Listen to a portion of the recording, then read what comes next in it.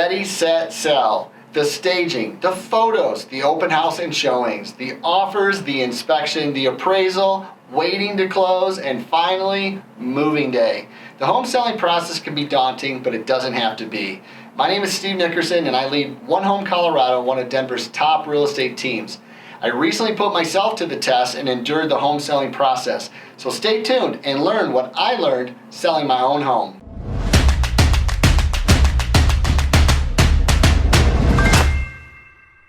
I was recently asked what I learned when selling my own home. Well, a lot. But first, a little bit of my background. Personally, I've bought and I've sold 29 properties over the last 30 years.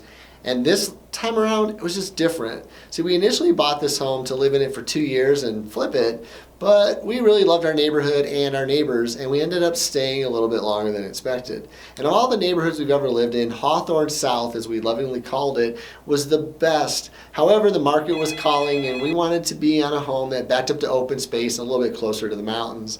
And we finally found a home that we really wanted, and we decided to sell our house and cash out. So listening to my own advice, I decided to practice what I preach. And my clients know that the reason that my properties sell for an average of 2% or about $11,000 more than the average agent in the market, and they also go under contract on average 11 days, is because I practice a fourfold strategic approach that I take for each phase of the process. First, there's the preparation, then the marketing and pricing, and then negotiation strategy. The preparation and the marketing strategy for us was easy. Our design and marketing team is second to none in Denver, and so I never had a doubt there. However, it was the pricing of my own home that threw me for a loop. You see, I believe in what I call a value-based pricing strategy, and of all the 3 pricing approaches that I consult on, it's the one that I always encourage the sellers to use when setting the listing price for their home. A value-based approach is designed to get buyers seeing the home as a great value and not as an overpriced listing. This leads to many interested buyers for that home. And the way it works is that when you price it under market and add a number that catches all sides of potential buyers' search parameters, which I call minding the goalpost, what this does is that this strategy creates success because it means multiple offers, and a seller gets to pick which deal is right for them with the price and terms that they want. Now, I knew my home was worth over a key search parameter, and I live in a neighborhood where the homes don't come on the market very often. There was very limited supply, no supply whatsoever, and a lot of demand.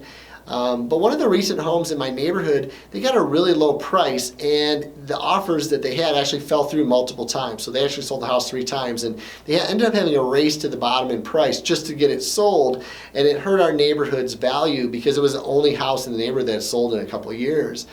And despite my house being updated and HGTV worthy thanks to my wife Lisa, the home did have a major undesirable that I just couldn't change because it backed up to a mildly busy road that could turn off potential buyers. And I'm a believer that buyers buy on emotion and sellers should sell on logic, but when it's your own home, oh my goodness, the emotions are tough to keep in check. So thankfully I got a hold of them, and I priced the home right on the line, the lower line of a key number, to get all the eyes of people looking at it that I could, and everyone even looking over that number.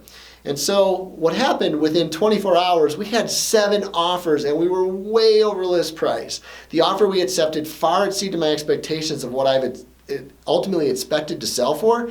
And it was nerve-wracking to do it because, as I always tell my own clients, trust the process. And, what if it doesn't go through? There's these worries that go through one's mind. And so I started to feel that as a seller myself from being in that process.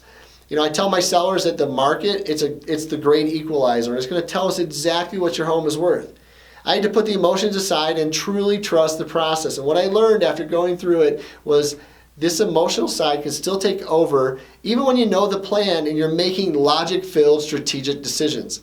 I've guided thousands of sellers through this process successfully for many years and in many different market conditions. I found that I needed a strategic guide on my side to not only listen to, but understand what I was going through. Thankfully, my assistant Erin, who's an awesome broker in her own right, filled that role for me, and she kept me even keeled, and I got through it. She even told me to trust the process right when I needed to hear it the most. At the end of it all, my big takeaway is that Empathy and understanding from a trusted guide truly wins the day and will get you to the closing table in one piece.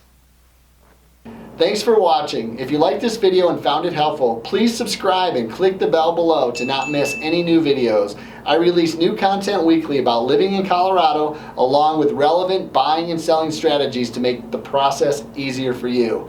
Thanks again for watching.